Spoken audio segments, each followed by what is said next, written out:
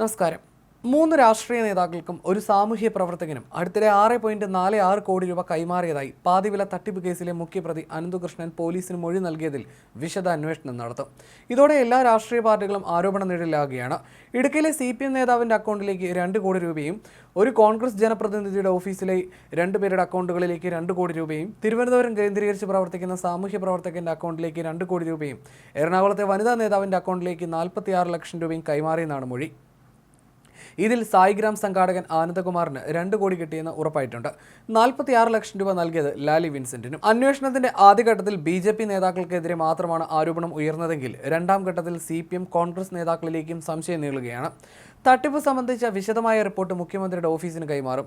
പാതിവില തട്ടിപ്പിലൂടെ നേടിയ പണമാണ് കൈമാറിയതെന്ന് പോലീസിന് വ്യക്തമായിട്ടുണ്ട്.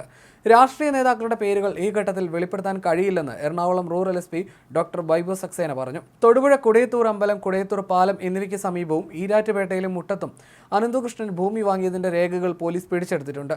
മുദ്ര ചാരിറ്റബിൾ ഫൗണ്ടേഷൻ മുഖേന പാതിവില തട്ടിപ്പ് നടത്തിയെന്ന പരാതിയിൽ നജീബ് കാന്തപുരം MLA-ക്കെതിരെ പെരിന്തൽമണ്ണ പോലീസ് കേസെടുത്തു. പുലാമന്തോൾ സ്വദേശിയായ വിദ്യാർത്ഥിനി നൽകിയ പരാതിയിലാണ് കേസ്. നജീബ് കാന്തപുരവും Angadipuram Kisan service society president PM ഡാനി മോനും നൽകിയ വ്യത്യസ്ത പരാതികളിൽ national NGO confederation chairman Anandakumar, സംസ്ഥാന സെക്രട്ടറി അനന്തകൃഷ്ണൻ എന്നിവർക്കെതിരെയും കേസെടുത്തു.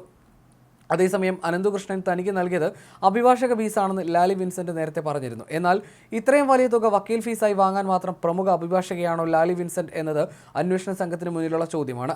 മാത്രമല്ല, കഴിഞ്ഞ ദിവസം ലാലി വിൻസെന്റിന്റെ മുൻകൂർ ജാമ്യ ഹർജി പരിഗണിക്കുന്നതിനിടെ ഹൈക്കോടതിയും ഇത്രയും വലിയ തുക ഫീസായി വാങ്ങിയതിൽ സംശയം ഉന്നയിച്ചിരുന്നു. സ്കൂട്ടർ തട്ടിപ്പിൽ കണ്ണൂർ ടൗൺ പോലീസ് രജിസ്റ്റർ ചെയ്ത കേസിൽ 7ാം പ്രതിയാണ് കോൺഗ്രസ് നേതാവും അഭിഭാഷകയുമായ ലാലി വിൻസെന്റ്. എന്നാൽ തട്ടിപ്പിൽ തനിക്ക് പങ്കില്ലെന്നും അനന്തകൃഷ്ണന്റെ കേസുകൾ കൈകാര്യം ചെയ്യുക മാത്രമാണ് ഉണ്ടായതെന്നും ലാലി വിൻസെന്റ് പറഞ്ഞിരുന്നു.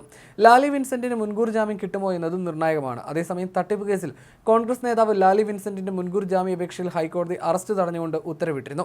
മുൻകൂർ ജാമ്യാപേക്ഷയിൽ വാദം പൂർത്തിയാകുന്നത് വരെയാണ് അറസ്റ്റ് തടഞ്ഞത്. ഇടുക്കിയിലെ ഒരു യുവ നേതാവിന് മാത്രം 40 ലക്ഷം രൂപ കൈമാറിയതാണ് അനന്തവിന്റെ മൊഴി. LDFന്റെ ജില്ലാ നേതാവിന് 25 ലക്ഷം രൂപയും നൽകി. നേതാക്കൾക്ക് നേരിട്ടല്ല അനന്തകൃഷ്ണൻ പണം കൈമാറിയിരുന്നത്. നേതാക്കളുടെ അടുപ്പക്കാർ വഴിയും ബിനാമികൾ വഴിയുമായിരുന്നു ഇടപാട്. തിരഞ്ഞെടുപ്പ് സമയത്താണ് ഇത്രയും തുക കൈമാറിയതെന്നും പ്രതി മൊഴി നൽകിയിട്ടുണ്ട്. ജനങ്ങൾക്ക് സഹായം എത്തിക്കാൻ ഉദ്ദേശിച്ച് ചെയ്ത കാര്യത്തിൽ എന്ത് ശിക്ഷയും ഏറ്റുവാങ്ങാൻ തയ്യാറാണെന്ന് നജീബ് കാന്തപുരം പറഞ്ഞു. പദ്ധതിയുടെ പേരിൽ ഒരു സാമ്പത്തിക താല്പര്യവും ഒരു ഘട്ടത്തിലും ഉണ്ടായിട്ടില്ലെന്നും ബാങ്ക് അക്കൗണ്ട് വഴി വാങ്ങിയ പണം അന്ന് തന്നെ ബന്ധപ്പെട്ടവരുടെ അക്കൗണ്ടിലേക്ക് മാറ്റിയിരുന്നുവെന്നും നജീബ് പറഞ്ഞു. അനന്തുവിന്റെ ബാങ്ക് ഇടപാട് രേഖകളും വാട്സപ്പ് ചാറ്റുകളും അന്വേഷണ സംഘം പരിശോധിച്ചു. കേസിൽ അറസ്റ്റിലായ അനന്തകൃഷ്ണനെ ചോദ്യം ചെയ്തതിലാണ് കൂടുതൽ വിവരങ്ങൾ അന്വേഷണ സംഘത്തിന് ലഭിച്ചത്. സമാഹരിച്ച പണത്തിൽ നിന്ന് 2 കോടി സായിഗ്രാം ഗ്ലോബൽ ട്രസ്റ്റ് ചെയർമാൻ ആനന്ദകുമാറിന് നൽകിയെന്ന് അനന്ത് മൊഴി നൽകി. അനന്തകൃഷ്ണന്റെ ബാങ്ക് അക്കൗണ്ടുകൾ പരിശോധിച്ചതിൽ നിന്നും ഇക്കാര്യം വ്യക്തമായെന്നും പോലീസ് അറിയിച്ചു.